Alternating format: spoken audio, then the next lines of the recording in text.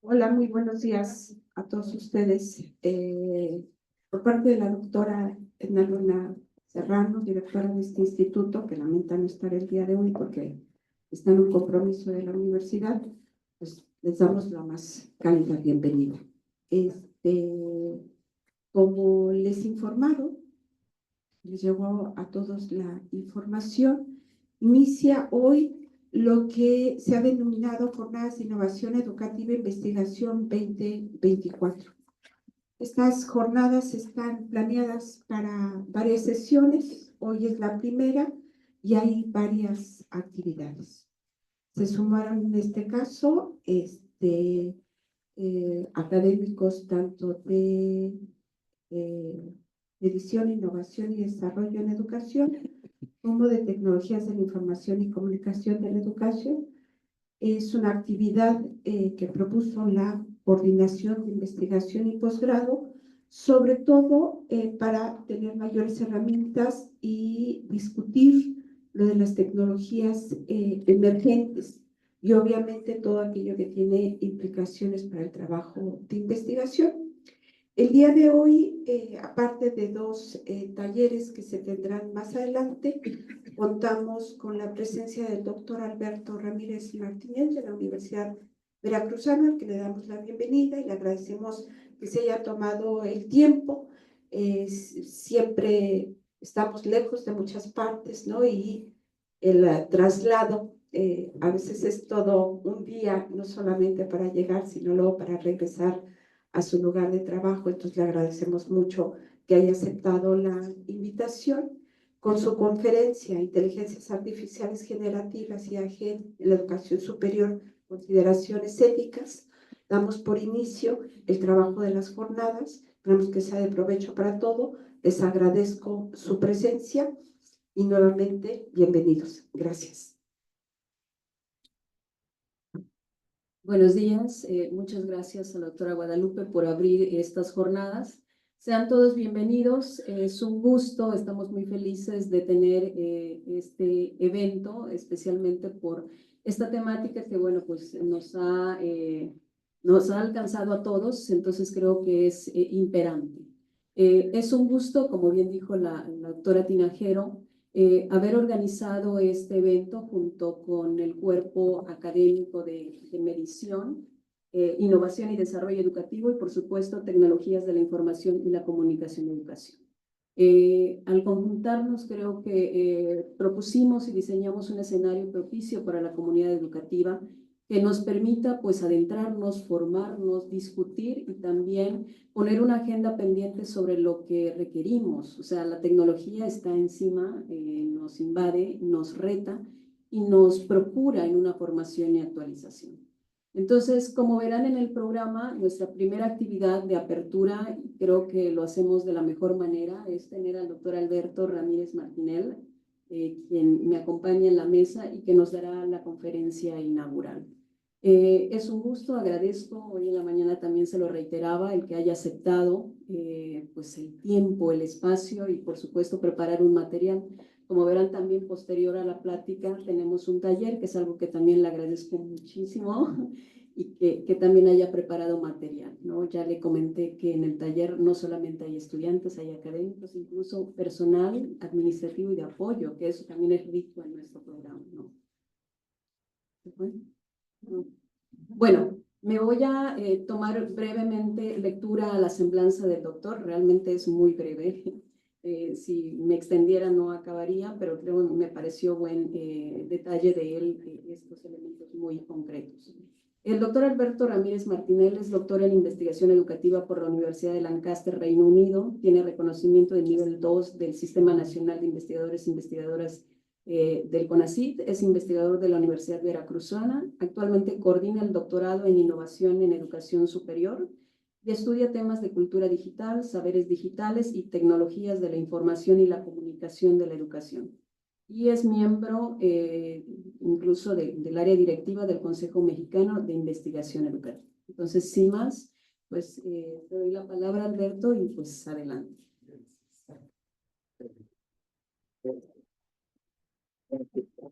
Bueno, pues gracias al instituto, a Rubí, a Edna, a Guadalupe, a toda la comunidad por la invitación, a ustedes por estar aquí.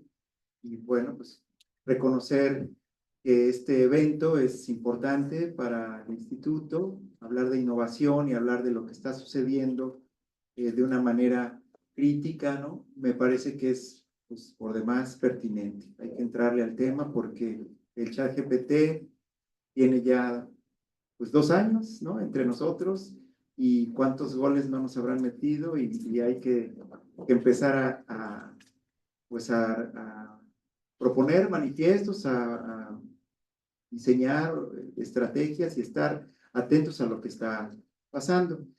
Y bueno, y la primera propuesta es que sí lo vamos a usar, sí lo vamos a promover en las instituciones de educación superior. La cosa es cómo. Y eso vamos a tratar de hablar un poco de este tipo de orientaciones. Primero, bueno, vámonos rápido, aunque muchos ya saben. La primera parte de esta plática es qué es la inteligencia artificial generativa, ¿no? Y es un tipo de inteligencia artificial, ¿no? La inteligencia artificial es una rama de la computación que tiene desde finales de la Segunda Guerra Mundial, ¿no? Con una serie de altibajos en su historia, con primaveras le llaman e inviernos.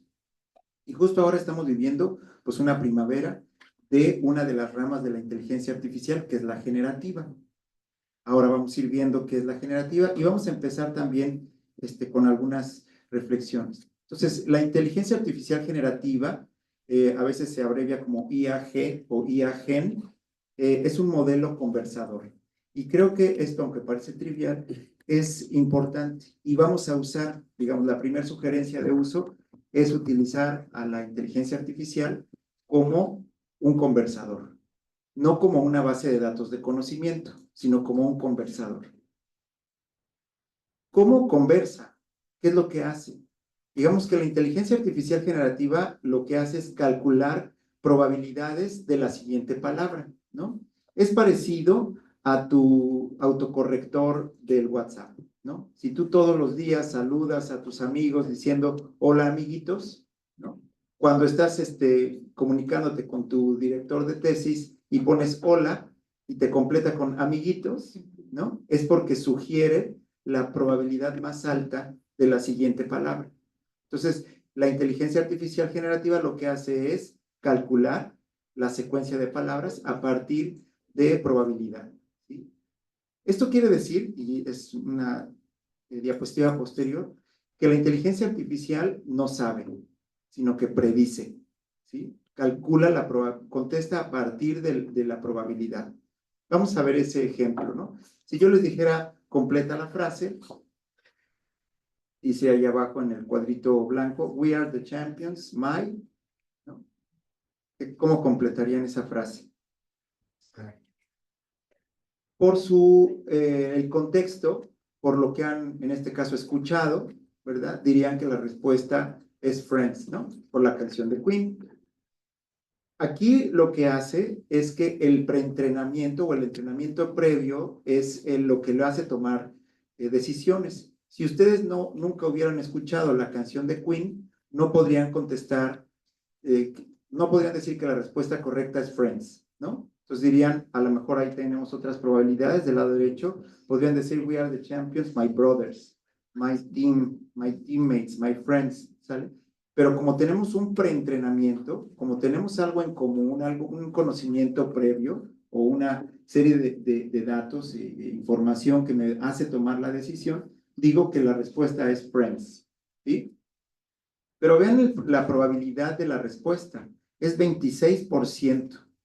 Entonces, fíjate que en este caso podríamos decir que el ChatGPT no contesta, no te da la respuesta correcta, te da la respuesta más probable, ¿sí? Entonces, fíjate, aquí ya tenemos 3 acuerdos, ¿no? Es un conversador, calcula la palabra a partir de la probabilidad, ¿no? Y eso hace que no te dé respuestas correctas, sino probables. ¿Qué pasa si el preentrenamiento es incorrecto? Pues te va a dar la respuesta más probable en función del preentrenamiento, ¿no? ¿Y quién preentrena? Pensemos, ya llegaremos a esa diapositiva también, pero está preentrenado pues desde el norte global. Entonces la visión pues viene del norte global. Ya llegaremos a la cuestión de los sesgos. Esto quiere decir que la inteligencia artificial no sabe, predice, ¿no? Si yo le doy una instrucción conocida como prompt, ¿no? Le digo, dibuja un salmón en el río, lo que hará es decir, en función, si está en Ensenada, ¿no? Pues te dibuja un salmón, ¿no? Y en el río. Justamente yo no quería eso, ¿no? No se equivocó, es un salmón, ¿no? Pero no es el tipo de salmón que yo quería. Entonces, fíjate aquí que hay un error en la imagen por el preentrenamiento. A lo mejor las personas piden más el salmón como un platillo que como un animal, ¿no? Entonces, lo que te hace es dibujarte el platillo en el río. Entonces, no sabe, predice. Y que cuando uno predice, pues se equivoca, ¿no? No sabe, ya decíamos, conversa. Fíjense bien, esta pregunta se la hicimos hace 3 días. Y la pregunta es, ¿cuántos años tenía Hernán Cortés cuando Cristóbal Colón llegó a América? ¿No? Colón llega en 1492, Cortés está en 1521, entonces dije, ¿cuántos años tendría? Y la respuesta es, cuando Cristóbal Colón llegó a América en 1492, Hernán Cortés aún no había nacido. Cortés nació en 1485, así que tenía alrededor de 7 años. ¿Cómo? ¿Qué me estás diciendo? ¿No? O sea, si había nacido o no había nacido, tenía 7 años o no. Pero fíjate que la redacción es muy correcta, ¿no? O sea, es un conversador y como conversador te engatusa, ¿no? Y tú le vas a creer que todas las respuestas son correctas, porque lo hace, digamos, lo que hace es charlar y es especialista en charlar. Entonces, cuando te presenta algo, tú lo tomas como cierto. Al hablar de inteligencia artificial, por supuesto que no estamos hablando de inteligencia humana, sino de una simulación de algo que parece ser inteligente, ¿no? Sería el mismo estilo de los amigos de Facebook. En realidad, cuando tú hablas de amigos de Facebook, sabes que no son amigos, ¿no? En realidad son contactos, pero les llamamos amigos, ¿no? Y dices, ¿cuántos amigos tienes? Y dices, no, pues 3. No, en Facebook, sí, 700. Son dos cosas distintas, ¿verdad? La inteligencia es una cosa y la inteligencia artificial es otra cosa.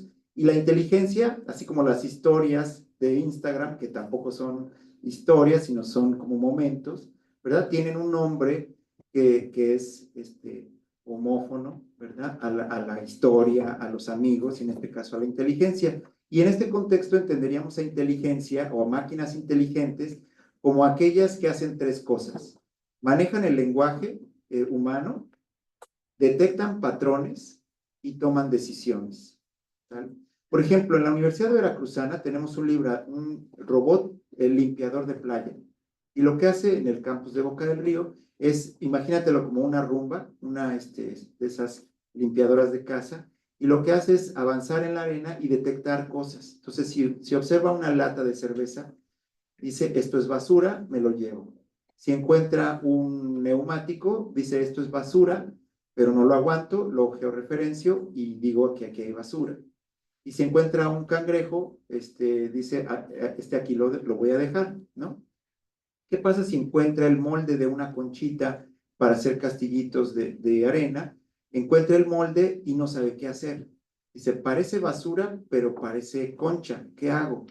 Entonces, regresa a la estación, reporta y lo programan, lo entrenan otra vez y le dice, cuando encuentres esto, es basura, quítalo, o no es basura, llévalo a objetos perdidos, ¿no? Y lo entrenas para que la siguiente vez que encuentre una conchita de ese tipo, de molde, diga, esto lo voy a poner en objetos perdidos. Entonces, cuando regresa ya ha aprendido.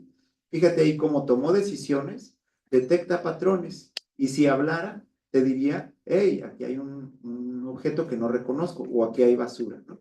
Entonces, cuando las máquinas logran hacer eso por programación, pues quiere decir que tienen inteligencia artificial. Justo ahora, y en ese mismo sentido, podemos decir que Cuando la inteligencia se equivoca, está alucinando, ¿sí? Entonces podemos hablar de alucinaciones, ¿sí? Las alucinaciones son todos los pensamientos o todas las imágenes que se generan desde lo que no es real, ¿no? Cuando empieza a dibujar la inteligencia artificial, decían que tenía problemas con las manos. Entonces tú puedes ver si una imagen de una persona es real o no, porque las manos están raras, tiene 6 dedos, o las tiene chuecas, o le aparecen dedos en la cara, ¿no? Entonces, esos son alucinaciones. No solo suceden alucinaciones cuando se dibuja, sino también cuando se escribe.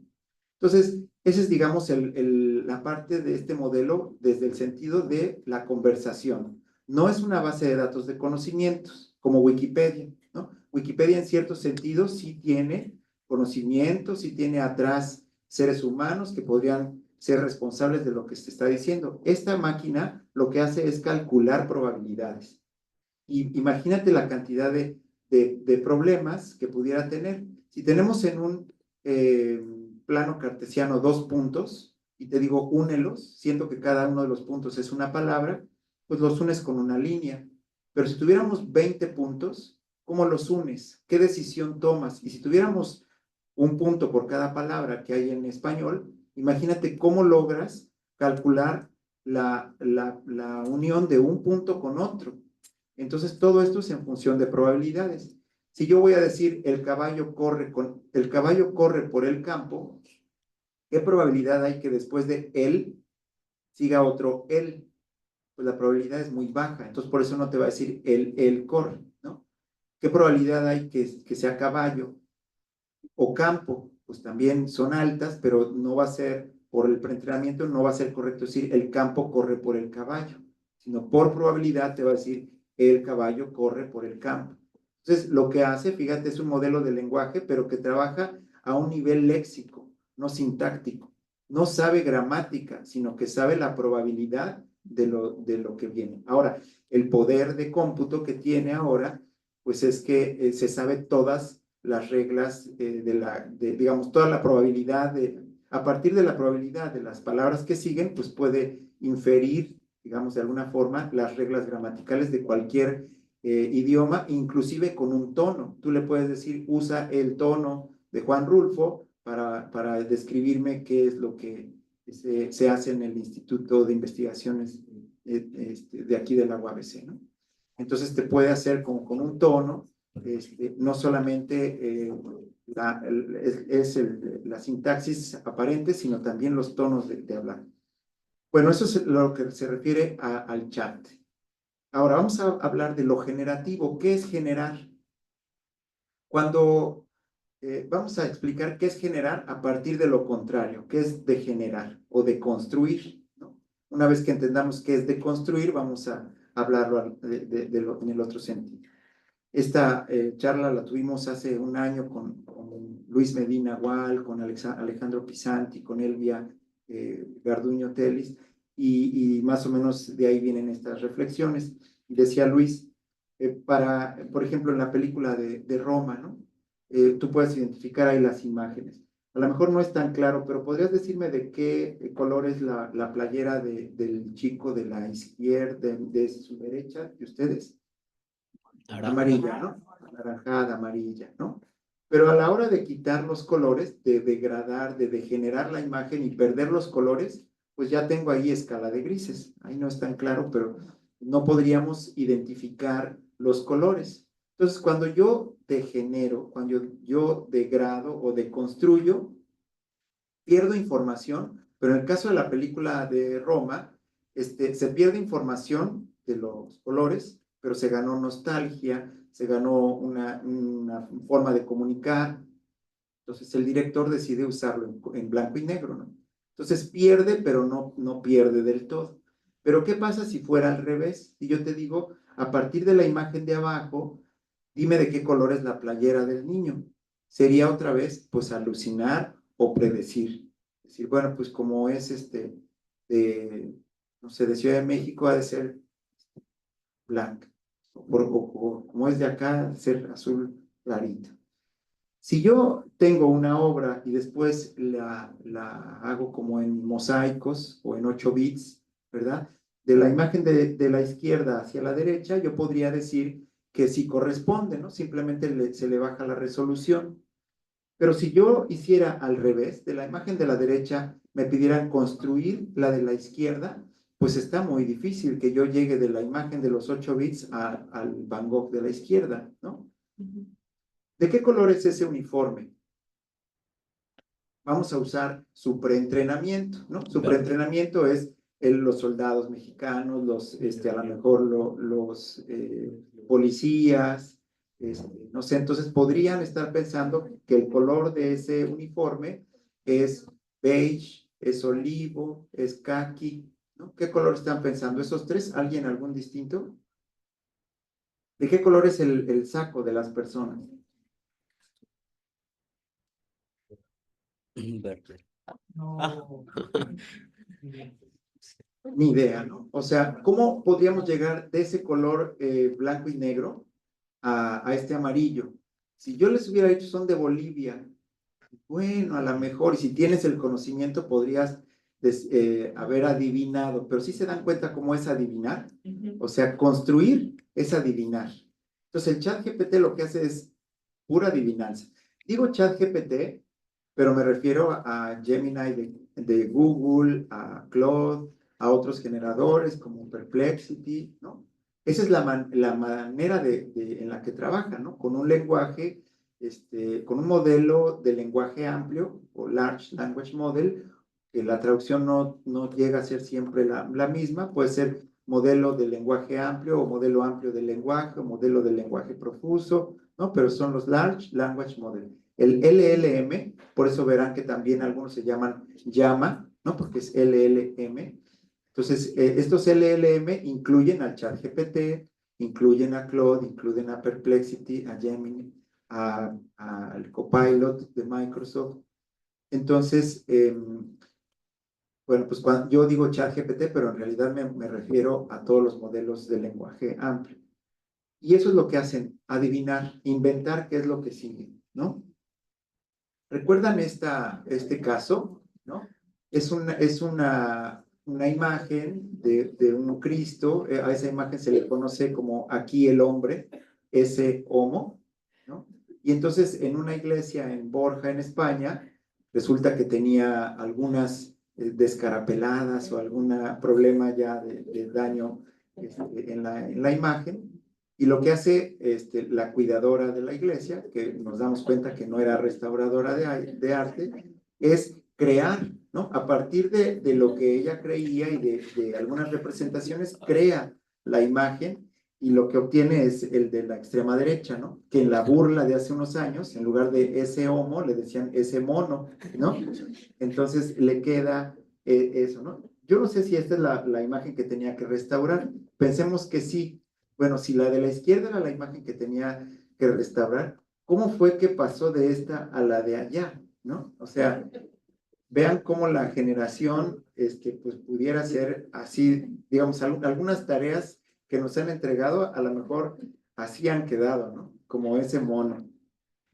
Bueno, vamos a la siguiente parte de la plática. Digamos, esto es chat y generativo, ¿no? Entonces, ahora sí vamos a ver cómo lo podemos regular. Primero hay que reconocer que la inteligencia artificial está en este momento en una de las primaveras más importantes de su historia. Recientemente vimos 2 premios Nobel, el de física y el de química, que han hecho uso de inteligencia artificial, no generativa, pero sí de inteligencia artificial para avanzar en el conocimiento. Y me parece que ese es el tipo de discusión que tendríamos que tener, ¿no? O sea, en lugar de estar pensando en vamos a hacer trampa, hay que pensar cómo mejoramos con la inteligencia artificial generativa.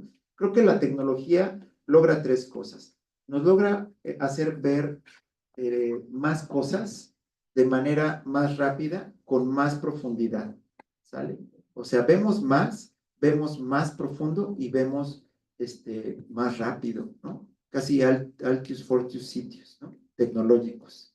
O sea, sí tendríamos que tener como esa idea de la tecnología como una prótesis, en un sentido quizá McLuhano, como una prótesis, como una ampliación de mis capacidades, ¿no? Así como la bicicleta me hace ir más rápido, ¿no? Y se vuelve una extensión de mis piernas, la tecnología se vuelve una extensión, el celular se ha vuelto una extensión de mi memoria, es una prótesis de memoria, ya no tengo que registrar números de teléfono, ahora busco, ¿no? Y así tendríamos que estar pensando que la inteligencia artificial generativa se tiene que incorporar para hacernos mejores estudiantes, mejores profesores, mejores investigadores. La relación de la tecnología digital con la educación, pues no es nueva, ¿no? Tenemos aquí dos ejemplos. El caso de la llegada de los laboratorios de cómputo a las instituciones educativas como un símbolo de modernidad, ¿verdad? Que representaban en algunos casos un índice de relación entre computadoras y usuarios, siendo una computadora por cada 10 alumnos un buen número para una escuela en los 90, sin considerar a lo mejor que tienes 300 alumnos y tienes 30 computadoras, pero tus grupos son de 40. Entonces ahí el índice es como ficticio, porque en realidad tienes a 10 que no tienen computadora cuando entran los 40 al laboratorio. Y recuerdan que los laboratorios tenían esta configuración de paredes bajitas con ventanas hasta el techo, porque es justamente esa forma de presumir que teníamos los equipos, casi como si fuera el zoológico, y aquí tenemos a los chicos haciendo sus trabajos en Word, y allá los tenemos imprimiendo, ¿no? O sea, era como esta manera de presumir los espacios institucionales. La calculadora, cuando llega quizá en los 80, 90 a las aulas de secundaria, también representaba como una afrenta a las operaciones aritméticas básicas, ¿no? O sea, decíamos, es que ahora los niños ya no tienen que memorizar las tablas, y lo que van a hacer es ponerle 5 por 8, ¿no? Directo ahí con las teclas. Entonces, el maestro de matemáticas de secundaria se siente como incómodo con la llegada de la calculadora, porque en ese momento la calculadora representaba una afrenta al esfuerzo cognitivo de los estudiantes. Pero ¿qué pasa cuando la calculadora llega a física, ¿no? En el bachillerato, ¿no? Que lo importante no es 5 por 8, sino saber cuál es la fórmula que tengo que emplear, ¿no? Si es velocidad, si es aceleración, si tengo que despejar la variable y la constante para ver cómo queda mi fórmula. Tengo que también hacer un ajuste en las unidades de medida, porque me lo dieron en metros y lo tengo que entregar en kilómetros por hora o kilómetros. Entonces tengo que hacer una serie de pensamientos, razonamientos y atender la problemática.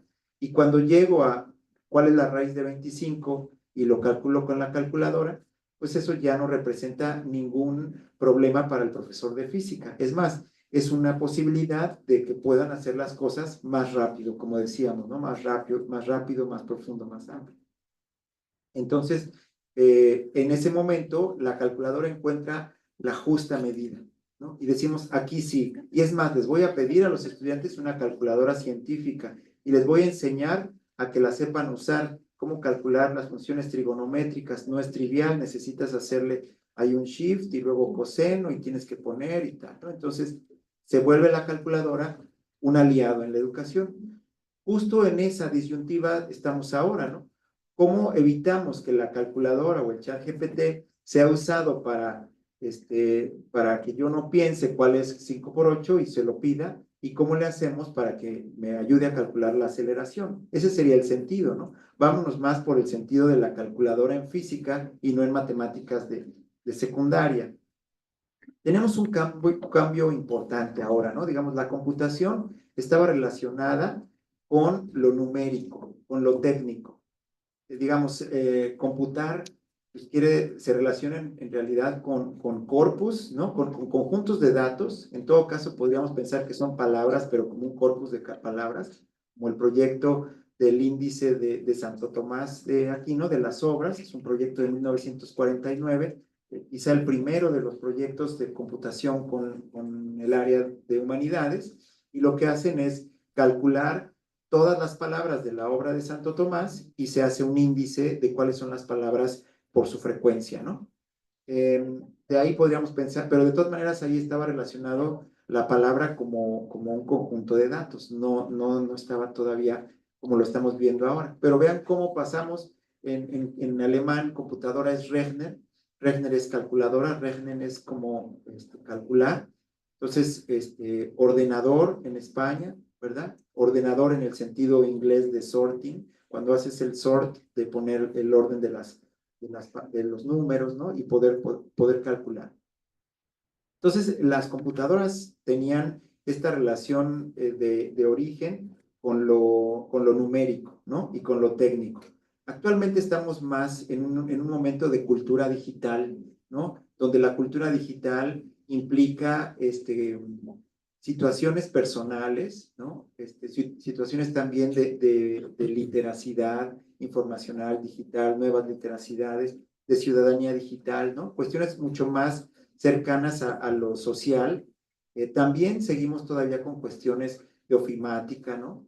De programación en algunos casos, pero en realidad la habilitación tecnológica pues tiene más que ver con el cuidado de las contraseñas, con el cuidado de tu imagen, de tus fotografías, de los usos del celular para usar aplicaciones para ciertos proyectos, ¿no? Está como más relacionado con lo cotidiano, ¿no?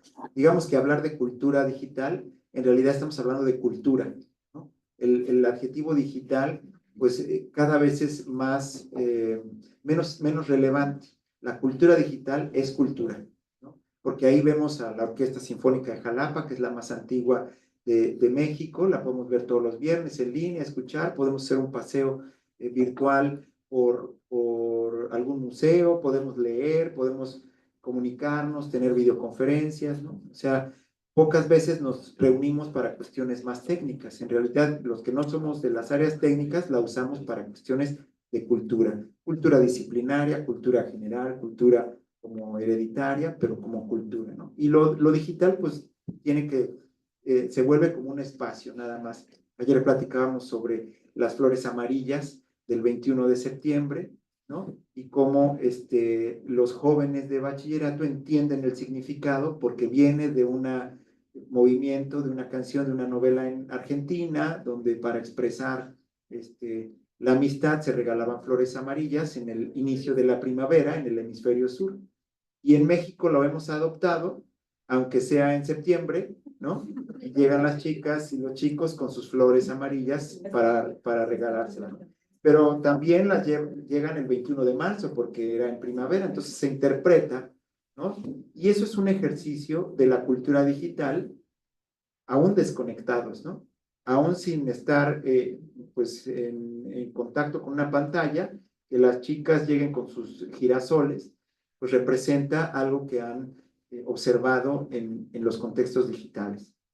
Entonces vean cómo vamos pasando de la calculadora, pues hasta las inteligencias artificiales, ahí vamos pasando por algunas tecnologías, y lo que da cuenta, digamos, este listado, que está quizá arbitrariamente así arreglado, es cómo nos vamos despegando de lo numérico para llegar cada vez a lo más textual, ¿no?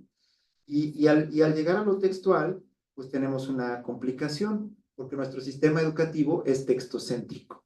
Entonces, cuando una máquina escribe, pues nosotros nos ponemos muy preocupados porque va a escribir por nosotros, ¿no? Entonces, justo en ese sentido es que desarrollamos esta noción, Miguel Casillas y un servidor, desde el punto de vista de un habitus de Bourdieu, pensamos en un ethos.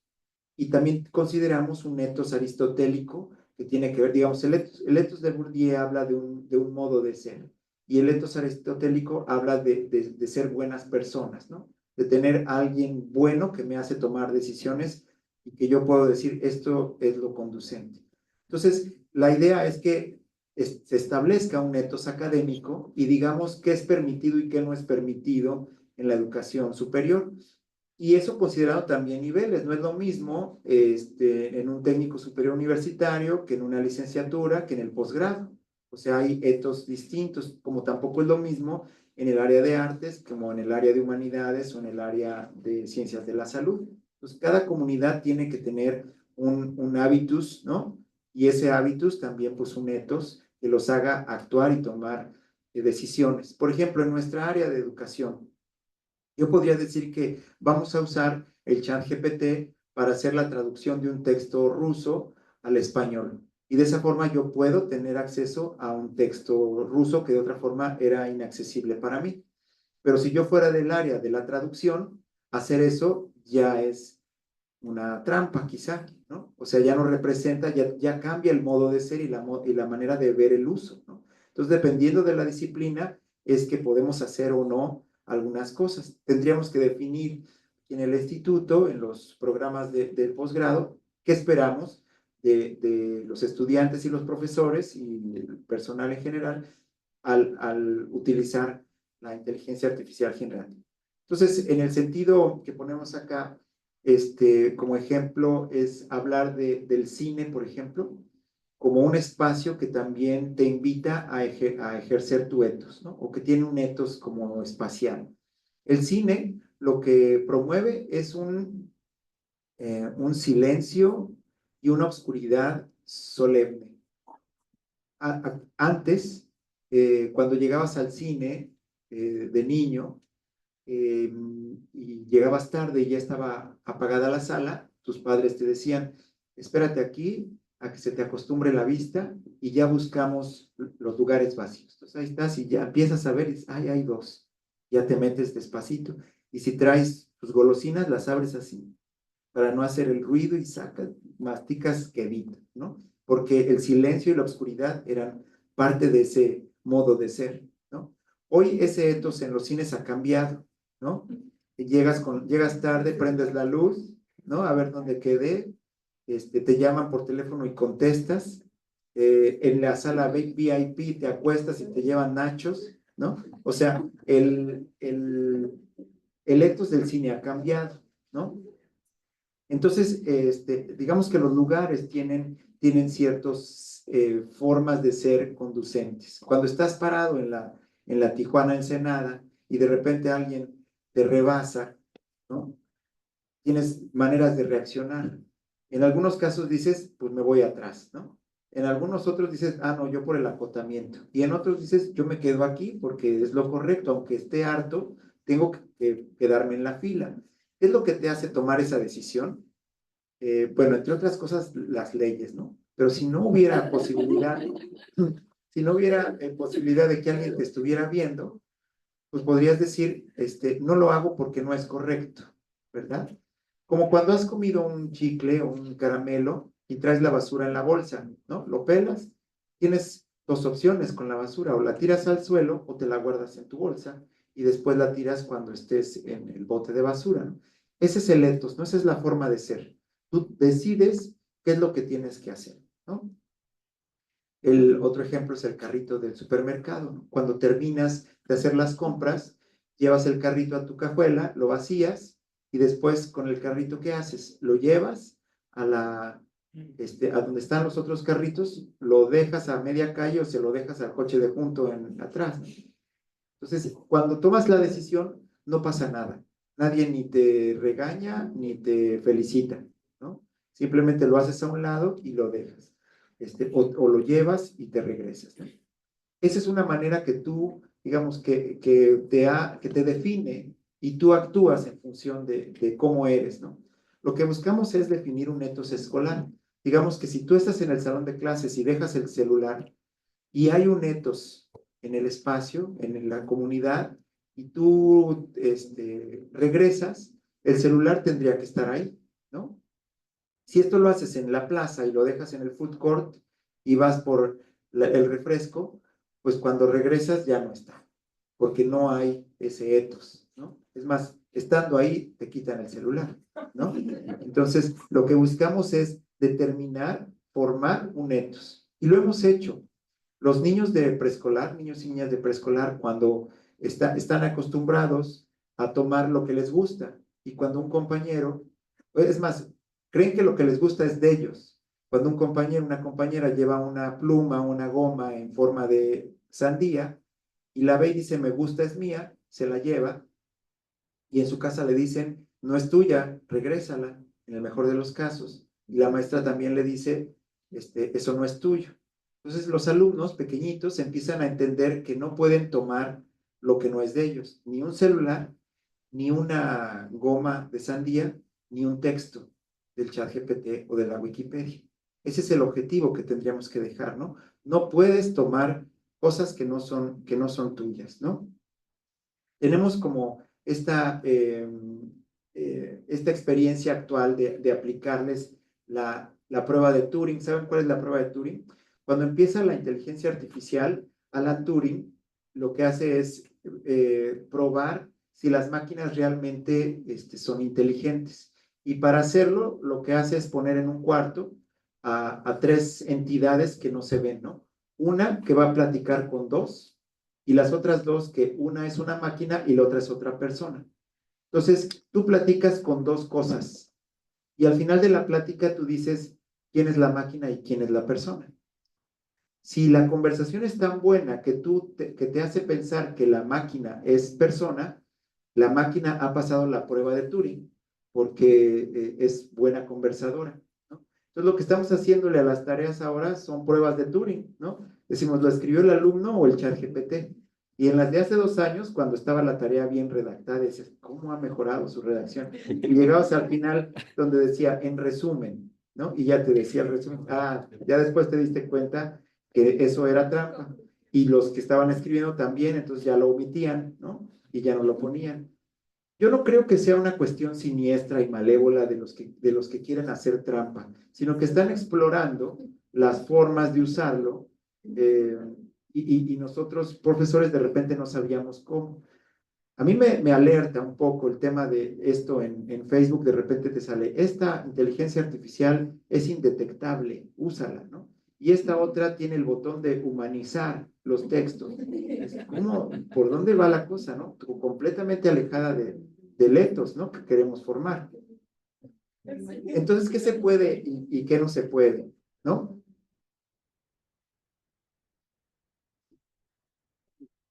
El ethos, digamos, tenemos un ethos para la lectura, ¿no? ¿Qué podemos hacer y qué no podemos hacer? Digamos, en el campo de la educación, pues sí podríamos hacer una traducción en tiempo real, ¿no? Un tipo de interpretación, podríamos hacer, generar a partir de un texto que me haga preguntas de comprensión. Yo puedo meterle el texto al ChatGPT, ya lo leí, y le digo, hazme preguntas para ver si entendí, ¿no?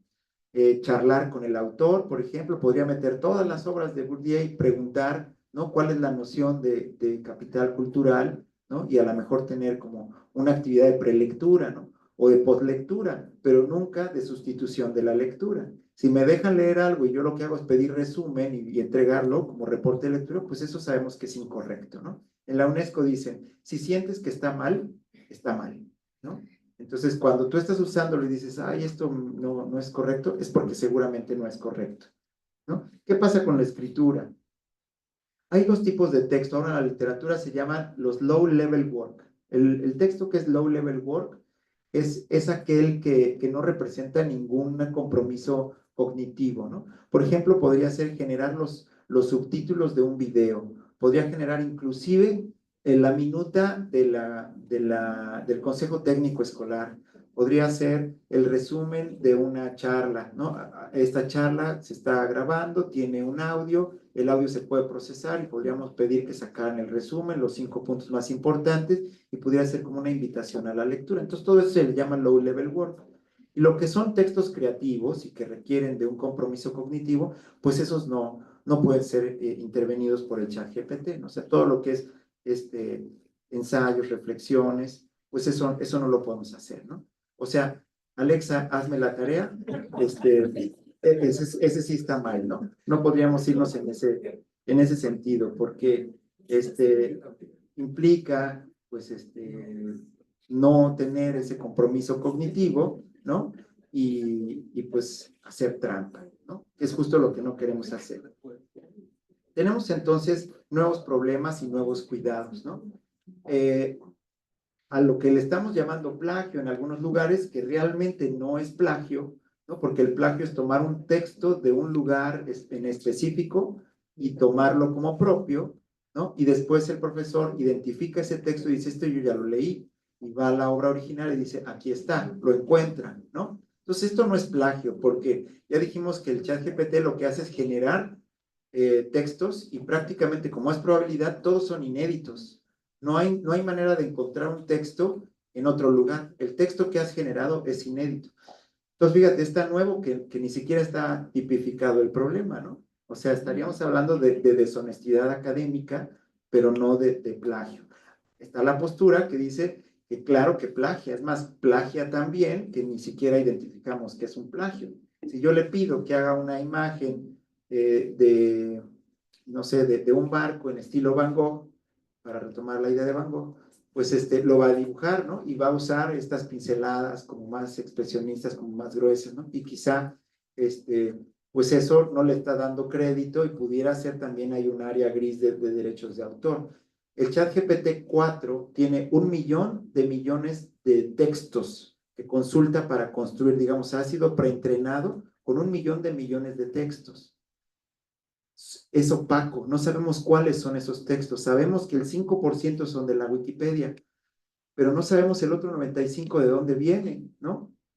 Entonces eso podría, pues, resultar también en una problemática de sesgos, ¿no? Si entrecierran los ojos y ven la imagen de la extrema izquierda y les pidiera que reconstruyeran, sabrían que la inteligencia artificial se ha equivocado, ¿no? En realidad no se ha equivocado, sino que es un sesgo racial, ¿no? O sea, no va a generar a una persona de una raza determinada, sino que lo que va a hacer es buscar el norte global, ¿no?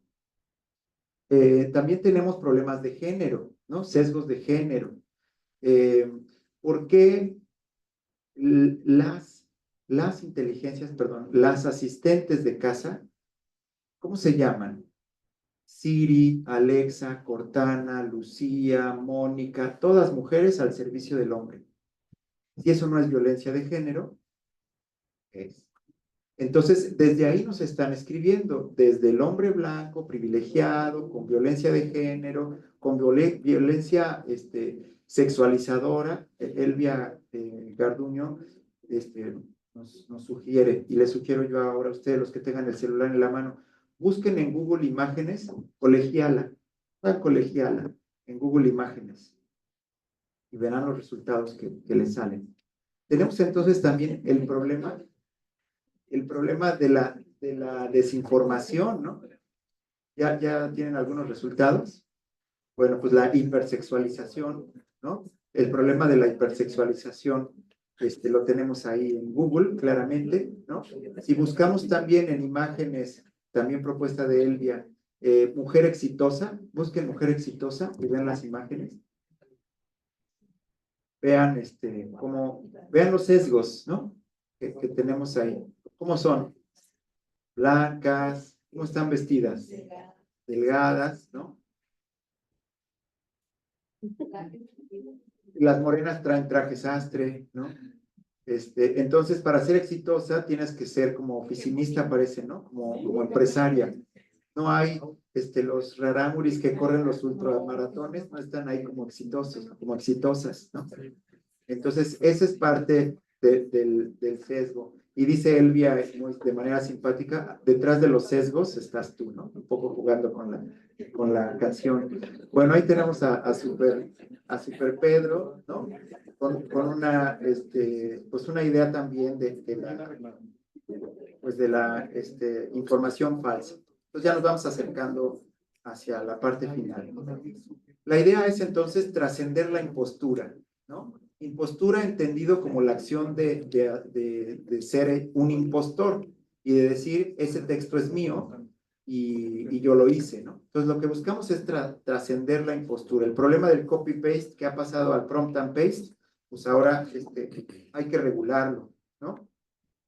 ¿Cómo le hacemos para que la inteligencia artificial nos vuelva mejores estudiantes, mejores docentes, tutores? Pues yo creo que viéndola así como ese clip, ¿no? De hace 30 años, como un copiloto, como un asistente, no como quien escribe, ¿no? Bueno, les presento un poco aquí la idea del manifiesto que estamos haciendo en la Universidad Veracruzana, que tiene 3 campos de acción. Lo relativo a lo institucional y comunitario, lo de desarrollo informático, porque tenemos grupos que están desarrollando inteligencias artificiales, y lo académico, ¿no? Y bueno, de lo académico hablamos como de estos puntos, los voy a mencionar en lo que están ahí en pantalla. El manifiesto está por salir y la invitación sería que ustedes también tuvieran un manifiesto en los sentidos que fueran necesarios, y pues siempre es como promover la parte más humana, ¿no? La cuestión del etos, la cuestión de la ética, más allá de los usos más instrumentales. Establecer en un sentido también como más humano, más maturaniano, como ¿a qué vienes? ¿Qué quieres? ¿A qué te comprometes? Y entonces yo como profesor te voy a apoyar, ¿no? Pero si tú pones a tu chat GPT a hacer la tarea y yo pongo mi chat GPT a calificártela, pues mejor vámonos todos a jugar fútbol, ¿no? O sea, ¿qué estamos haciendo ahí como inventando todos, ¿no? En el campo de lo institucional, pues también como incorporar estas funciones en lo sustantivo, en las funciones sustantivas, en investigación, en docencia, en gestión, y bueno, y para los desarrolladores siempre transparentar pues de dónde vienen las fuentes. El horizonte yo creo que es un GPT educativo, un EdGPT, ¿no? Donde me permita observar de dónde viene. Más o menos con esto vamos cerrando. Cuando ustedes están en un posgrado, se comparten y les convidan sus profesores, les convidan la bibliografía, los autores, la cultura que está atrás, ¿no? Cuando tú escribes un párrafo para tu tesis, viene toda esta cultura disciplinaria, ¿no? Dicen que en el posgrado leemos de atrás para adelante. Tomamos primero las referencias, vemos si, este sí lo voy a leer, este no, y entonces ya procedemos a la lectura. Cuando se hace un texto en el chat GPT, aunque sea excelente, se pierde toda la tradición cultural, toda la tradición disciplinaria, toda la escuela del pensamiento. Y entonces estamos teniendo pues, graves problemas en la educación. Lo que tendríamos que buscar entonces es cómo, pues eso, cómo incorporar la inteligencia artificial a la educación superior de una forma que me permita mejorar, ¿no? O sea, no hacer trampa. Esa discusión, mientras otros están ganando premios Nobel, nosotros estamos viendo cómo no me cachan y cómo humanizar y cómo calificar. Me parece que esa discusión tendríamos que dejarla ya por terminada en las instituciones de educación superior, inclusive desde media superior para acá, y decir cómo hacemos que el chat GPT me ayude. ¿Por qué a algunos maestros de matemáticas les cuesta tanto trabajo explicar un tema de matemáticas y el chat GPT te lo explica en 10 líneas?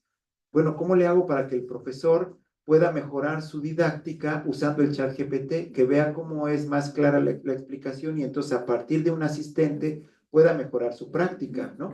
O sea, si lo ubicamos como un copiloto que me ayuda a ser mejor estudiante, mejor profesor, mejor investigador, sin que sea el pseudo estudiante, el pseudo profesor, el pseudo investigador, creo que habremos entendido qué es lo que está sucediendo en este momento y podremos empezar a avanzar con digamos, apropiación tecnológica. Les dejo aquí unas referencias. No son referencias, en realidad son textos que circulan por Facebook y que están ahí, que son fáciles de conseguir. Y de todas maneras yo dejo la presentación acá para los que necesiten revisar alguna de las diapositivas. Pues sería esa la intervención. Muy bien, muchas gracias al doctor Alberto. Creo que estamos más que agradecidos y fascinados. Estos espacios nos permiten pues discutir, reflexionar y nos dejas tarea. En el instituto también estamos interesados en esto, estamos trabajando junto con áreas específicas en la universidad sobre tecnologías, especialmente inteligencia artificial, pero como bien dices, creo que tenemos tareas que hay que atender y ya no enfrascarnos en otras discusiones que quizá ya debamos brindar, ¿no? Entonces ahora viene un espacio para interactuar, creo que podemos aprovechar para dialogar entre colegas, preguntas. La doctora Maday me puede apoyar. Si alguien quiere hacer alguna pregunta, comentario o reflexión, levanta la mano. Creo que para eso estamos. El doctor seguramente estará muy dispuesto a responder. ¿Qué dice yo? Ay, todos están asimilando la están buscando su pregunta en el El chat. chat GPT.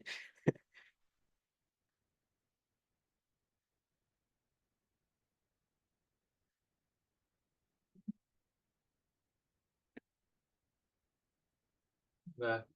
Muy buenos días a todos, doctor. Excelente plática, muy interesante, muy breve. ¿Para qué ha utilizado usted ChatGPT? ¿O cómo lo ha ayudado usted en su, digamos, quehacer de investigación o en otras actividades de su vida académica, ¿no? Bueno, lo he usado como un copiloto de Excel. Imagínate que a Excel, me voy a hacer un comercial para el taller de al rato. Imagínate que a Excel le pudieras decir, a esta base de datos, dame el nombre de todas las mujeres que sean mayores de 18 años, menores de 25, que vivan en Ensenada, que hayan hecho estudios en un colegio de bachilleres y que tengan ¿no? promedio de 8.5. Se lo escribes así y te genera la base de datos. Ahí no se siente para nada la trampa de Alexa, hazme la tarea, ¿no? Aquí justo así es como tendría que hacer la tarea en Excel, ¿no? Pidiéndole y después revisando la base de datos, porque alucina, ¿no? Te inventa. Entonces tú revisas, pero te ayuda por lo menos a aproximarte, ¿no? Entonces me parece que en el procesamiento de datos es un tema. Y en el otro, como conversador, me gustaría, si no andan penosos, si no quieren preguntar, voy a tratar de usar el chat GPT. Hay una pregunta. Voy a ver si le puedo contestar esta con el asistente. Acá, mira. Gracias. No creo que sea necesario ponerle. No, bueno, nada más para hacer como una práctica. Bueno, mi pregunta es más que nada, ¿cómo decidió usted acercarse a este concepto de la inteligencia artificial y aplicarlo a sus investigaciones y dedicarse a investigar al respecto? Bueno, nosotros trabajamos como el tema de innovación, ¿no? En el instituto, en el centro. Y hemos identificado a la llegada de la inteligencia artificial como un hito tecnológico del tamaño de la llegada de las computadoras de escritorio a las aulas, ¿no? O sea, si en la computación moderna pudiéramos identificar, le llamamos hitos, ciertos hitos, podríamos decir que la llegada de las computadoras de escritorio con Microsoft, ¿no? Porque fue importante que tuvieran un sistema operativo universal y fácil de usar. Luego su conexión a Internet, ¿verdad? También fue muy importante. Luego la llegada de los celulares también representa algo muy importante. Y de ese tamaño es la inteligencia artificial generativa. O sea, si te das cuenta, cuando llega Microsoft con sus computadoras de escritorio, había una línea de tiempo, una forma de hacer las cosas, y con eso se cambia, hay como un viraje. Entonces veníamos haciendo las cosas de una forma y ahora las hacemos de otra. Cuando nos conectamos a Internet, seguíamos con esa línea de hacer cosas, y cuando llega Internet, otro viraje. Con los celulares, otro viraje. Pues la inteligencia artificial generativa representa un viraje igual de importante como los otros tres. Y bueno, y ahora voy a usar aquí a ver qué dice el ChatGPT. Hablo el ChatGPT normal, la aplicación, ¿no? No la que no es de paga. La de paga son $20 mensuales.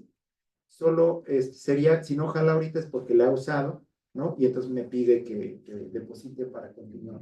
Entonces voy a apretarle aquí para hablar y le voy a preguntar un par de cositas, a ver si lo logramos.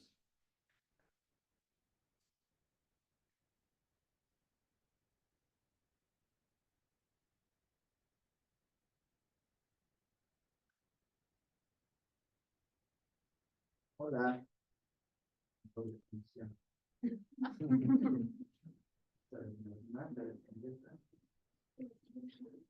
Si no, creo que allá abajo con Wi-Fi, allá está. Hola. Hola, quiero que me ayudes a entender.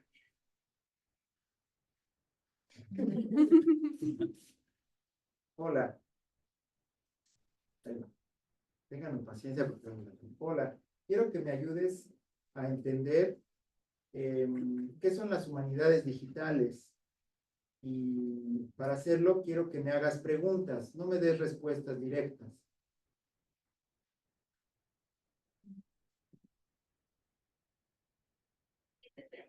¿qué te imaginas cuando escuchas el término humanidades digitales? ¿Qué crees que diferencia a las humanidades tradicionales de las digitales? Quisiera que me explicaras con una voz de zombie.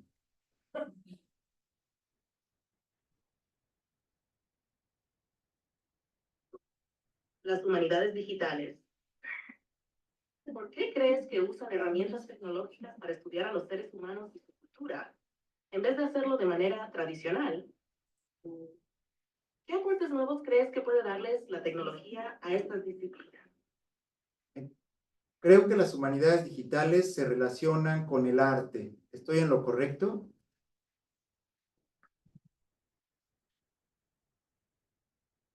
Sí, podrían tener algo que ver con el arte. Pero dime, ¿cómo crees que una herramienta digital podría ayudar a estudiar o crear arte? Además del arte, ¿con qué más se relacionan? ¿También con la filosofía o no?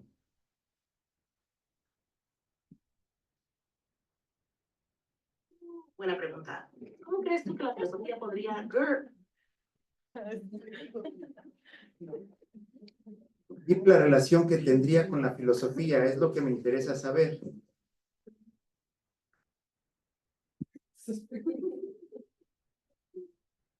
Te lo diré con una pregunta. ¿Cómo crees que la tecnología podría ayudar a entender o analizar pensamientos filosóficos complejos? Bueno,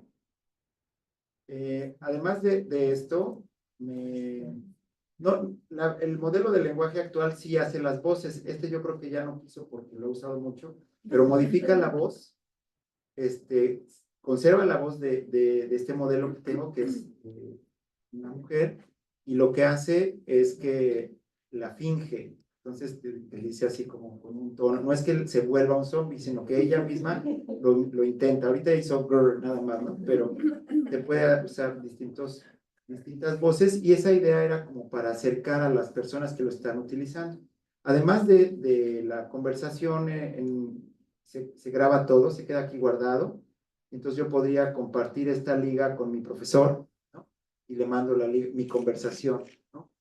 De esa forma, fíjate cómo yo intenté acercarme al tema de humanidades digitales sin decirle qué son, o dame un resumen, ¿no? Sino que antes de escribir yo puedo conversar, puede haber sesgo, puede haber error, pero yo tengo la capacidad de identificarlo y después ya me voy al texto. O sea, digamos que podríamos iniciar o solamente usarlo como un, dice Ricardo Mercado, por aquí tengo esa diapositiva,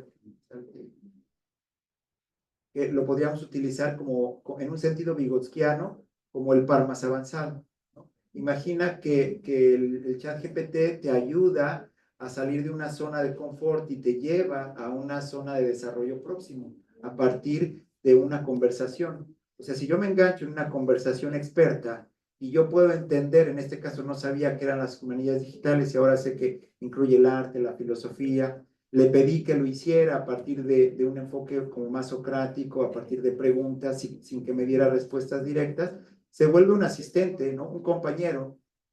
Imagínate que tuviéramos aquí en el sistema de tutorías de la universidad, que tuviéramos todos los datos, todos los calendarios, todos los reglamentos en un chatbot, y entonces lo volviéramos el tutor virtual y tú le dices, oye, si hago plagio, ¿qué me pasa? De acuerdo al artículo tal. No lo ponemos a alucinar fuera del corpus de documentos de la UABC, sino que hacemos un tutor que me puede dar información mucho más informada y puntual que la que un mismo tutor me la podría dar, porque dice, a ver, déjame revisar. Entonces, creo que el horizonte también es la creación de chatbots, que yo pueda conversar con el experto en economía, con el experto en finanzas, con el experto de Hacienda, con el de marketing, para que yo pueda ir diseñando mi proyecto. Entonces, creo que la idea esta del hombre araña, de trascender la impostura, ¿no? Y decir, ya voy a dejar de pedir que le hagan mi tarea y en realidad lo voy a usar como un copiloto, como un asistente, como un experto que tengo ahí, pues pudiera ayudarme a tomar decisiones posteriores y poder como aterrizar ideas y evitar la generación de texto sintético que pudiera meterme en problemas, ¿no? Porque ahora no se puede detectar del todo. El CopyLeaks te dice, este texto pudo o no haber sido generado con inteligencia artificial. o bueno, pues eso y nada es lo mismo, pero en 10 años sí va a ser posible. Y lo que no queremos es que en 10 años se aparezca que mi tesis hubo un problema, ¿no? Porque ahora ya se puede detectar. Entonces, desde ahora hay que evitar y hay que usarlo así como compañero cognitivo, como copiloto, como asistente, como experto, como chatbot, y no como el piloto automático de hacer tareas. Muchas gracias por sus comentarios, doctor Alberto. Bueno, aquí en Facebook también tenemos comentarios y dentro de las preguntas, Ara Ruiz nos pregunta, ¿cómo se podría utilizar la inteligencia artificial generativa para el proceso de evaluación? Bueno, podríamos pensar en un proceso de autoevaluación. Entonces, si yo tengo una lectura, pues ya leí el texto que me dejaron de tarea y podría preguntarle, le pido así en conversación, le meto el PDF y le digo, ayúdame a ver si entendí el texto. Como si fueras, imagínate, le pides, describes a tu mejor profesor, como si fueras un profesor empático que me ayuda, que me dice, ¿no? Lo describes, ayúdame a entender el texto. Y entonces te enganchas en una conversación donde te pregunta, a ver, ¿cuál es el objetivo central del texto? Y tú contestas, ¿qué quiso decir con esta noción? Y tú contestas y te retroalimenta. Entonces, ese tipo de charla inteligente sobre un texto, no sobre un millón de millones, sino sobre un texto, pudiera ser un apoyo para la autoevaluación, ¿no? O para prepararlo. Ahora, en la evaluación, en el taller vamos a hacer un ejercicio sobre rúbricas. Yo le puedo decir al ChatGPT que considere con estas rúbricas y que si tiene este elemento le ponga 1 y si tiene este elemento le ponga 2 y este le ponga 3 y lo pongo a leer las respuestas que me han dado y entonces me dirá, de acuerdo a estos criterios le voy a poner 3, de acuerdo a esto le voy a poner 2 y te pudiera ayudar a revisar. El problema con eso es que criticamos la actividad del alumno como automática y entonces iríamos nosotros como a calificar de manera automática. Entonces yo más bien pasaría la evaluación hacia los alumnos como una evaluación personal para que fueran ellos los que fueran encargados y también responsables o corresponsables de su avance, en lugar de automatizar la tarea que de por sí nos toca. Así como no nos toca pasarle el Copelix a todo y decir hizo trampa o no, creo que tampoco nos toca deshumanizar nuestra revisión de textos, ¿no? A lo mejor sí asistir, pero no dejar de leer.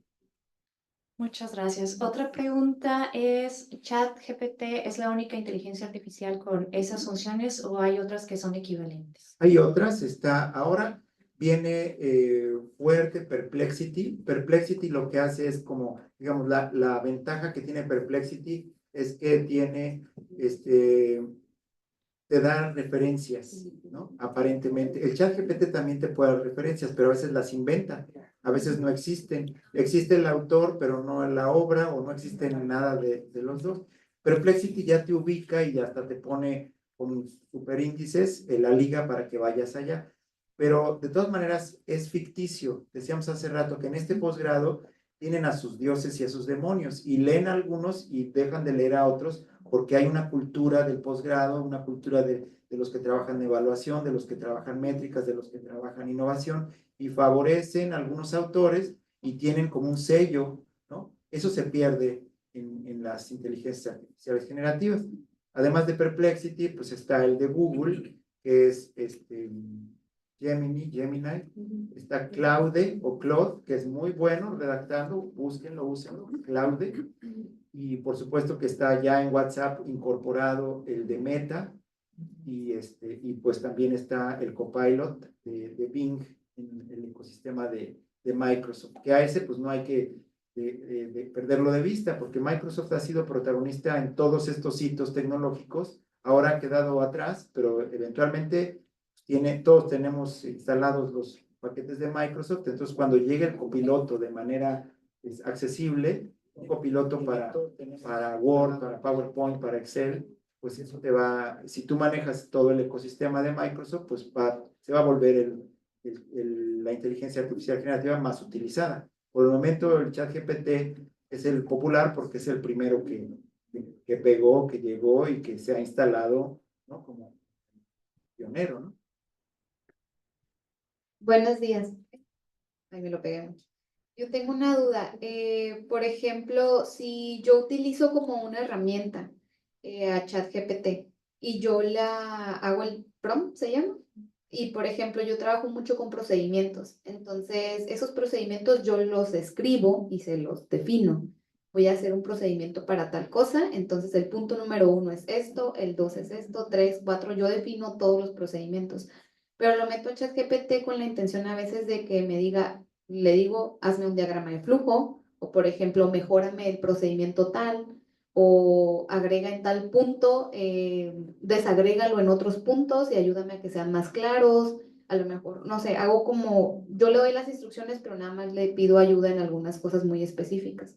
En ese tipo de casos, por ejemplo, como yo trabajo con procedimientos y luego elaboro un documento, por ejemplo, y paso a mi equipo de trabajo, ¿tendría que referenciarlo de alguna forma?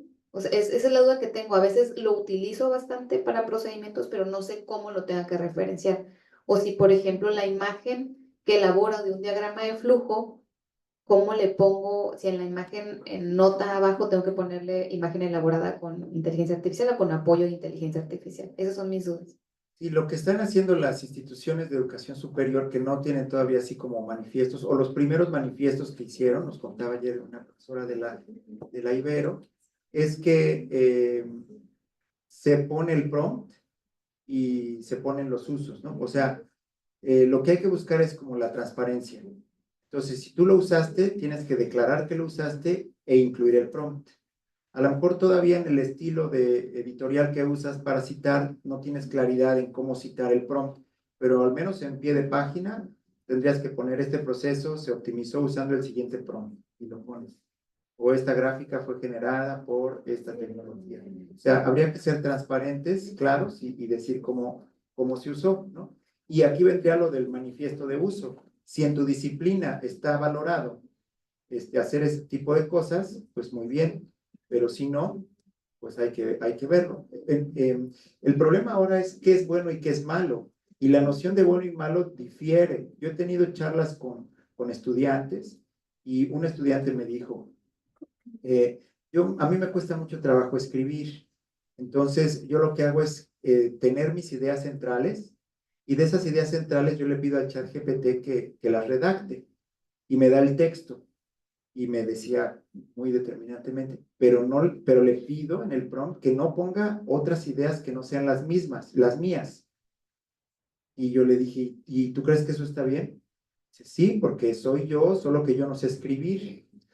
Y ya le digo, bueno, sí, pero en el área de humanidades y de educación tienes que saber escribir, ¿no? O sea, es parte de tu formación.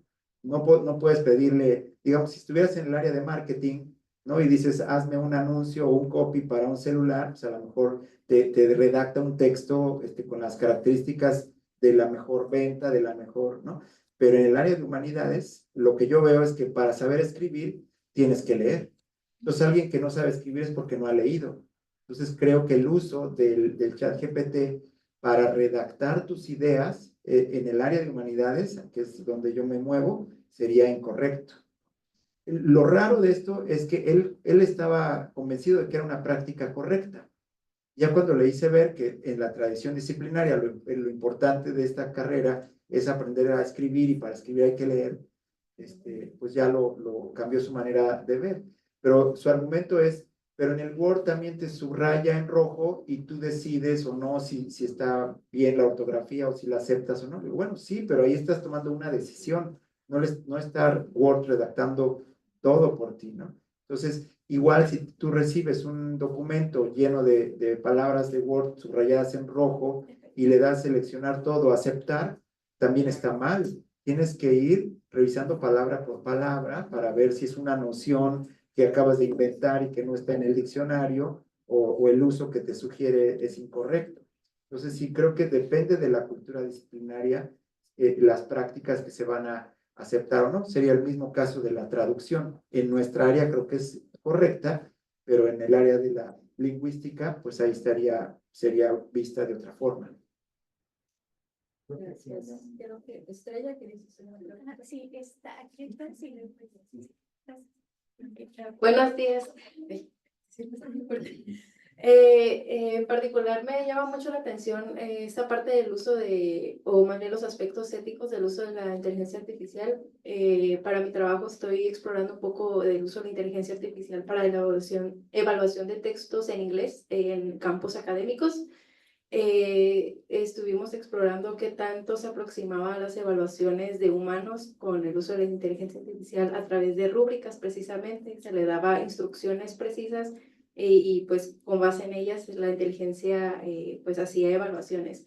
Entonces no sé si tuviera más bibliografía o alguna recomendación para explorar más esta parte de cómo referenciar, cómo cuidar esos aspectos éticos, sobre todo a la hora de reportar, ¿no? El uso de esta asistencia, digamos, digital.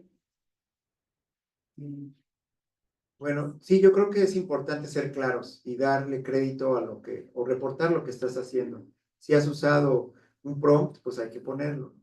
Y otra vez tiene que ver con la disciplina. Y yo aquí insistiría en cambiar un poco, en lugar de que se nos cargue el trabajo a los profesores, porque ahora tenemos que pasarle el copy leak y tenemos que estar leyendo para ver si es con el ITOR o con el no sé qué de inteligencia artificial, el humanizador, para que no me dé cuenta. Yo creo que más bien tendríamos que dedicar una serie de clases a ciudadanía digital, a cuestiones éticas, integridad, y pasarle toda esta chamba nueva a los estudiantes y que sean ellos los encargados, los que terminan la tesis, ellos mismos la corren en CopyLeaks o en Turnitin o en Authenticate y agregan una hoja en la carátula donde dice está libre de plagio, está libre de uso de inteligencia artificial. Esa tendría que ser una tarea de los estudiantes, que sean responsables de lo que están haciendo. Y lo mismo sería en el tema de la evaluación. Yo creo que ellos mismos podrían hacer una preevaluación o una autoevaluación con los usos, en el caso del inglés, pues a lo mejor en una charla para revisar el texto, le podrías meter tu texto, decir revísamelo, dime cuáles son mis errores, y podrías no solamente tener la experiencia del texto, sino también la experiencia de la conversación, ¿no? Porque eso también hacen las inteligencias artificiales. Dice, soy un alumno de A1 que usa vocabulario sencillo, necesito que me ayudes a entender, a revisar este texto, que me hagas observaciones puntuales sobre el uso de presente simple y que en ese sentido te conteste, ¿no? Digamos que ahora la importancia de estos usos más escolares está, digamos, en el pedir está el dar. Entonces, lo importante de ahora es el prompt. Ayer Gersel García de la Ibero decía, no, de la Náhuatl decía que tiene un artículo que se llamaba Préstame tu prompt, ¿no? Y que es cómo con este prompt pudieron hacer una cosa, ¿no? Y puedes generar una gráfica, y puedes generar una imagen, o puedes procesar texto. Y dice, y ahora por toda la situación que estoy observando, el texto que voy a hacer se llama Véndeme tu prompt, ¿no? Entonces, no solo viene la cuestión de préstame, sino lo económico, ¿no?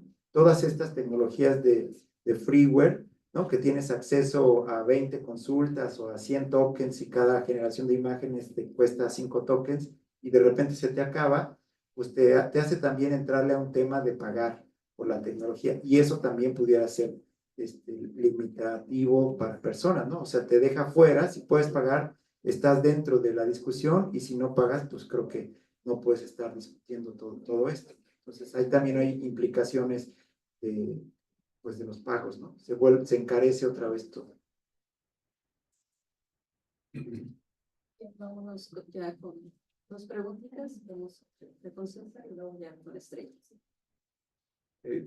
Hola, soy César Gómez y mi comentario era respecto a el tema del análisis que comentó al principio como ejemplo. Me parece el análisis de la base de datos en el cual te daba la cantidad de mujeres con ciertas características. Me parece que ahí también estaríamos cayendo en perder una oportunidad de aprender el cómo hacerlo, ¿no? Cómo hacer ese análisis. Lo que podríamos pedir para complementar sería pedirle la función del cómo aplicaría filtros y contabilizar a las personas, ¿no? Digamos, para tener esta oportunidad de yo hacerlo también mediante, bueno, apoyo de ChatGPT, pero mediante Excel, ¿no? Digamos, hacer un comentario. Y lo siguiente es, y lo que se me viene mucho a la mente últimamente, es la discusión que hay en torno a referenciar o no ChatGPT dado que en la historia diferentes avances tecnológicos han sido denominados como inteligencias artificiales. Es diferente a como lo conseguimos ahorita, pero por ejemplo el uso de la computadora fue una inteligencia artificial en su momento considerada por el avance que había, ¿no? O el uso de Word, por ejemplo, también era una inteligencia artificial, dado que tiene ciertas características, mejoran mis habilidades en la escritura o demás, ¿no? En ese sentido, pues ahorita no lo consideramos como necesario referenciar a la computadora o referenciar al Word, ¿no? O ese documento hecho con Word, no es algo casi obvio, ¿no? Yo sé que ahorita, digamos, por el avance es una cuestión como que está muy en boca el discutirlo, pero me pregunto cómo lo veremos en 10 o 20 años respecto a si lo vamos a referenciar. Lo que hacemos en el análisis de datos es referenciar los programas o software, ¿no? Utilicé SPSS, tal versión y punto. Yo infiero que algo así va a ocurrir, ¿no? Fue hecho con ChatGPT, tal versión y tal lenguaje, ¿no? Infiero que es lo que va a ocurrir, pero digamos, me viene mucho a la mente esto de que pues, si en algún momento eso fue considerado inteligencia artificial o algunos avances en el pasado fueron considerados inteligencia artificial, ¿cómo se va a ver en el futuro, no? Es algo interesante. Sea todo.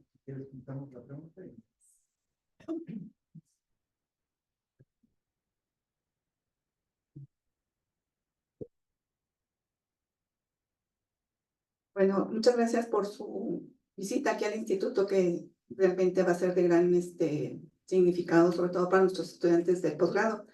De alguna manera, las respuestas que ha comentado han ido en sentido de la inquietud que iba a comentar hace rato. Para mí, lo que yo veo es como una responsabilidad subyacente ética que siempre de aquí va a ser en el inicio para los estudiantes, porque es la preocupación de referenciar. Hay quienes se preocupan, ¿verdad?, en esa ética, pero también sabemos que hay personas que no, lo que quieren es de momento una respuesta a una necesidad académica que tienen que resolver. Sin embargo, pienso que la responsabilidad que va a cobrar ahora o que debería de cobrar en los estudiantes es precisamente como usted mencionaba, ¿no? Es de decisiones. Si antes, por ejemplo, las consecuencias de haberle detectado el plagio en la tarea o en la tesis a un estudiante, pues tenía sus repercusiones. Y no porque el estudiante no lo supiera, sino que tomó la decisión. Bueno, ahora con la inteligencia artificial pienso que la línea es mucho más delgada, pero también recae mucho más, para mí, pienso, en el estudiante o en la persona que consulta o se apoya, como usted bien menciona, la inteligencia artificial. Pienso que también el docente va a tomar otro giro en su planeación o en su encuadre, ¿verdad? Porque antes a lo mejor se mencionaba, será penalizado el plagio o la ortografía. Entonces ahora también es cómo meter esta intervención o esta forma en que la inteligencia artificial es utilizada, pues finalmente en beneficio de la educación. Es ahí con que creo que yo ese giro, como usted mencionaba, ¿no? Que van tomando giros dependiendo de nuevos elementos que se incorporan en la educación, el celular, la computadora, internet, bueno, ahora inteligencia artificial.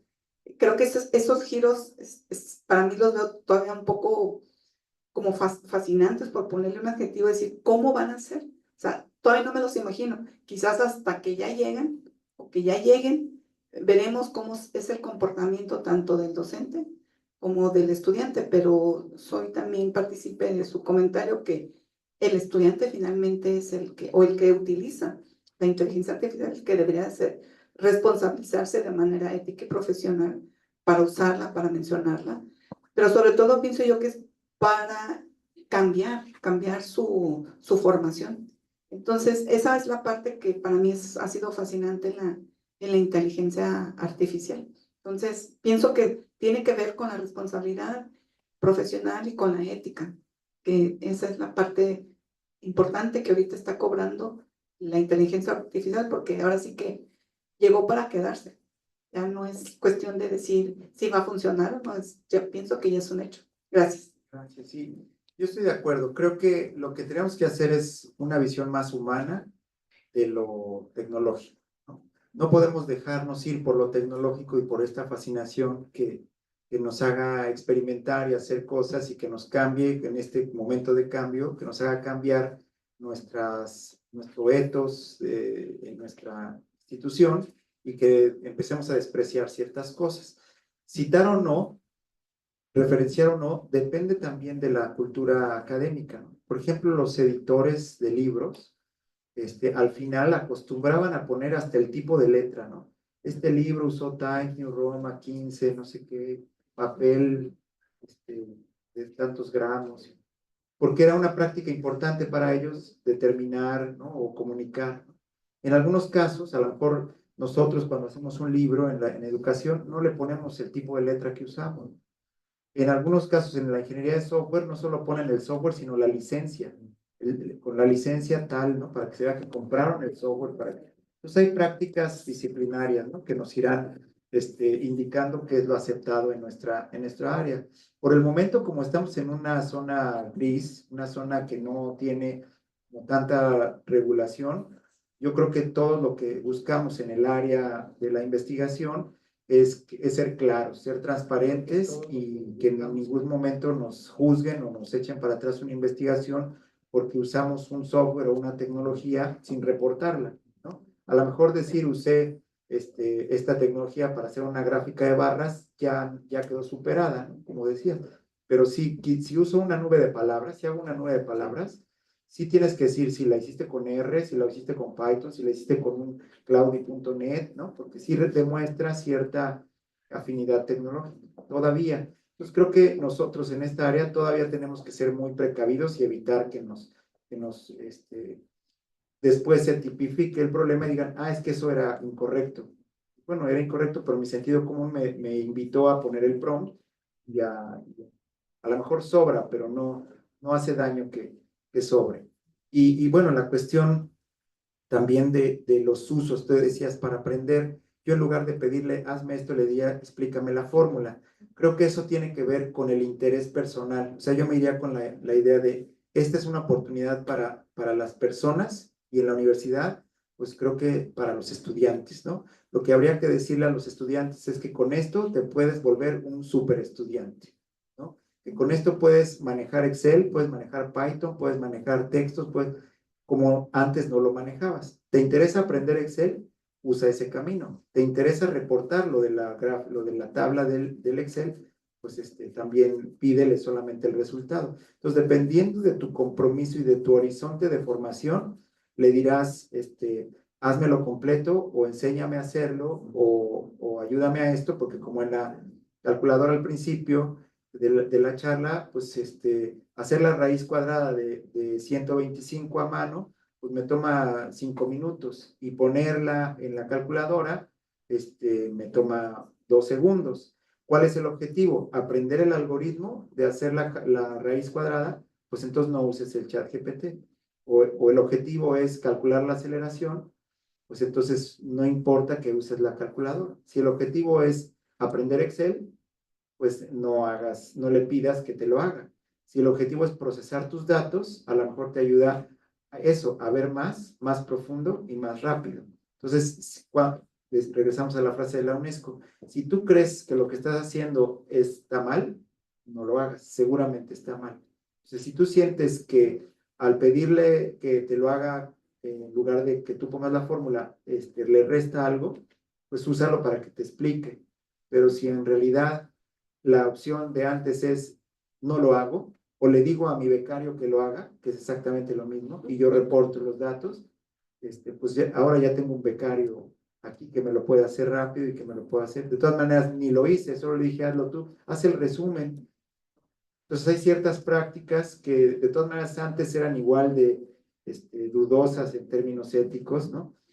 Pero como le pedíamos a alguien, no la veíamos mal. Ahora como está automático, pues pudiéramos tener esa duda, ¿no?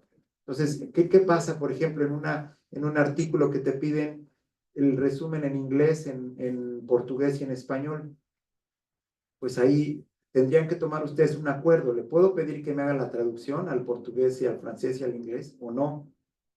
Y si no, ¿qué? ¿Me voy a estudiar inglés?